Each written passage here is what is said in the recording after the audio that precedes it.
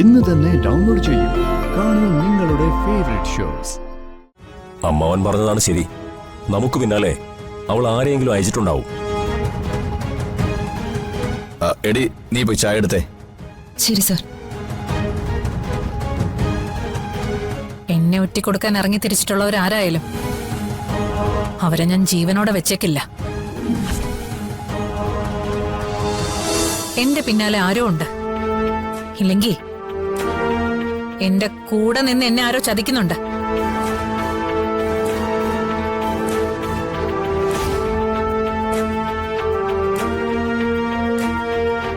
നിക്കടി.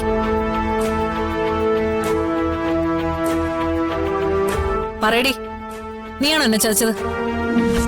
അയ്യോ മാഡം, എനിക്കൊന്നും അറിയില്ല. അവളെ സംശയിക്കണ്ട, അവള് വിശ്വസ്തയാ. അമ്മാവൻ പറഞ്ഞതാകാനാണ് സാധ്യത. ക്ഷേത്രത്തിൽ നിന്ന് ഞങ്ങൾ അവരെ പൊക്കിക്കൊണ്ടു പോരുമ്പോ അവിടെ വേറെ ആളുകളുണ്ടായിരുന്നു. വണ്ടിയുടെ നമ്പർ എന്തായാലും അവർ നോട്ട് ചെയ്ത് കാണും. അവൾ എന്നെ വീണ്ടും തോൽപ്പിച്ചു. ആ നഖ എന്റെ അച്ഛനെയും എന്നെയും ചതിച്ചവൾ. അവള് ബലിയിട്ടാ എന്റെ അച്ഛന്റെ ആത്മാവിന് മോക്ഷം കിട്ടില്ല. കഴിഞ്ഞതൊക്കെ പോട്ടെ മോളെ. എന്തായാലും ഇന്നത്തോടെ ആ ചടങ്ങ് നടന്നല്ലോ. ഇല്ല അമ്മാവാ, അവളാ ചടങ്ങ് ചെയ്തപ്പോ എന്റെ അച്ഛന്റെ ആത്മാവ് വേദനിച്ചു കാണും. ഒരിക്കലും എന്റെ അച്ഛന്റെ ആത്മാവിന് മോക്ഷം കിട്ടില്ല. ഇവള് എന്ത് ഭ്രാന്താണ് ഈ പറയുന്നത്? ആ ചാരത്ത് നിന്ന് അയാളുടെ ആത്മാവൊക്കെ എന്നേ പറന്നു പോയി കാണും. അമ്മാവൻ എന്തായി ആലോചിക്കുന്നത്?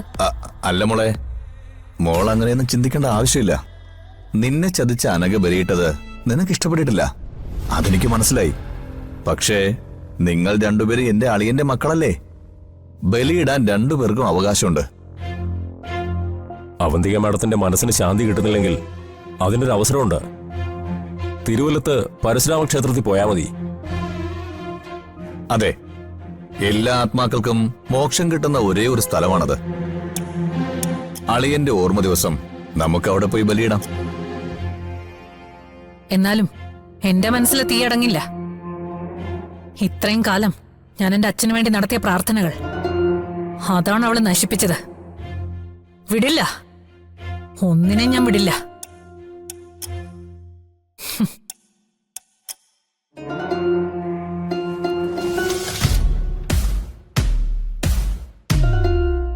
നിങ്ങൾ ഇതൊന്നും കണ്ട് പേടിക്കണ്ട. അവൾക്ക് കുറച്ച് പ്രാന്ത് പണ്ടേ ഉള്ളതാ. ഞാനത് പതുക്കെ പതുക്കെ കൂട്ടിക്കൊണ്ടുവരികയാണ്. എവിടെയെങ്കിലും ചെന്ന് അവളുടെ വണ്ടി ഇടിച്ചു നിൽക്കും, അതോടെ തീരുമല്ല. നീ ഇതൊന്നും കണ്ട് പേടിക്കണ്ട. നിന്റെ ജോലി തുടങ്ങാൻ പോകുന്നേ ഉള്ളൂ. മൂർത്തി, കാര്യങ്ങളൊക്കെ അവൾക്ക് വിശദമായിട്ട് പറഞ്ഞു കൊടുത്തിട്ടില്ലേ? എല്ലാം വിശദമായി തന്നെ പറഞ്ഞു കൊടുത്തിട്ടുണ്ട്. നിനക്ക് ആവശ്യമുള്ള പണം ഞാൻ തരും, പക്ഷേ കൂടെ നിൽക്കണം. അവളുടെ ഒടുക്കത്തെ ശ്വാസം നിൽക്കുന്നതുവരെ. സാറ് പേടിക്കണ്ട, ഞാൻ കൂടെ തന്നെ ഉണ്ടാവും. എനിക്ക് പറഞ്ഞ പണം കിട്ടിയാ മതി. പോയിക്കോ, നമ്മളിങ്ങനെ അധികം സംസാരിക്കണ്ട.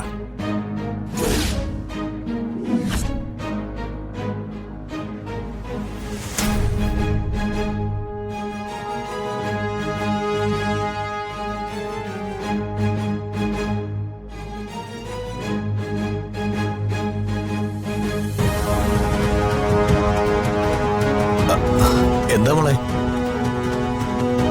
എനിക്കെതിരെ മറഞ്ഞിരുന്ന ആരോ കളിക്കുന്നുണ്ട്. അതാരാണെന്ന് കണ്ടുപിടിക്കണം. മോള് വിഷമിക്കണ്ട. അങ്ങനെ നമുക്ക് പിന്നാലെ ആരെങ്കിലും ഉണ്ടെങ്കിൽ നമ്മൾ അവനെ കണ്ടുപിടിച്ചിരിക്കും. അമ്മാവൻ പറഞ്ഞതാണ് ശരി. നമുക്ക് പിന്നാലെ അവൾ ആരെയെങ്കിലും അയച്ചിട്ടുണ്ടാവും.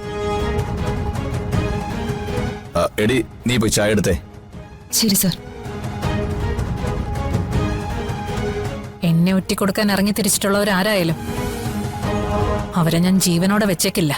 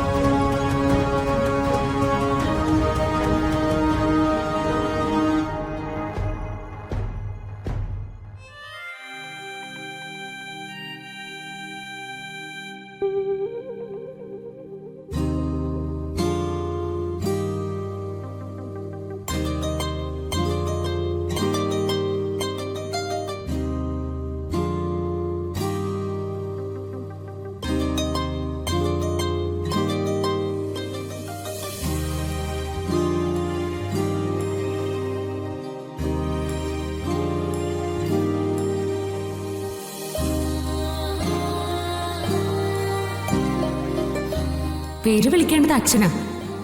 ഞാനൊരു പേര് അച്ഛനെ പറഞ്ഞ് ഏൽപ്പിച്ചിട്ടുണ്ട്. സമയമാകുമ്പോ അച്ഛനെ പേര് വിളിക്കും.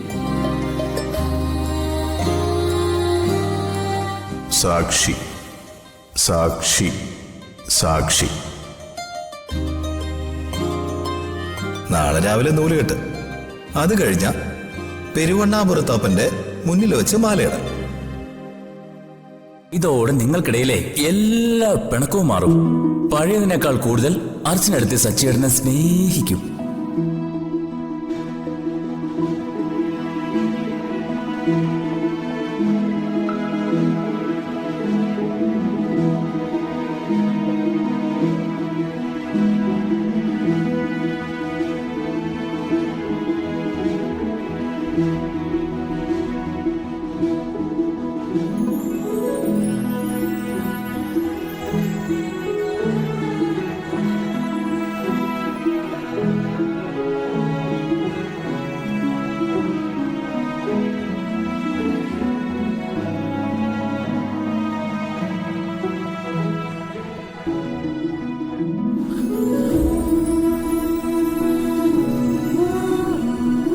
അർച്ചന,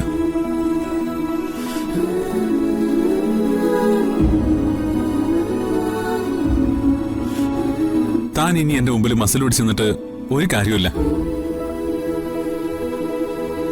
ഈ മനസ്സില് എന്നോടൊരു പിണക്കമില്ലെന്ന് എനിക്ക് മനസ്സിലായി. എടോ,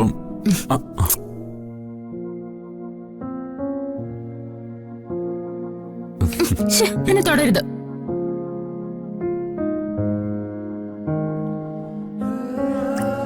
എന്താ അർച്ചന താനിങ്ങനെ? ഈ അഭിനയം ഇനി എന്റെ മുമ്പിൽ വേണോ? എനിക്കെല്ലാം മനസ്സിലായി.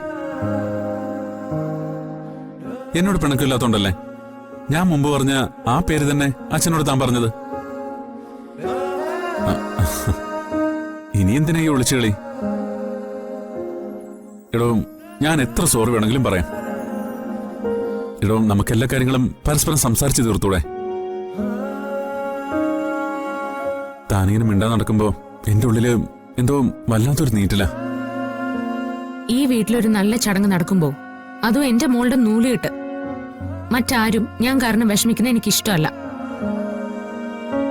അല്ലാതെ ഒരു മാറ്റവും എന്റെ മനസ്സിൽ സംഭവിച്ചിട്ടില്ല.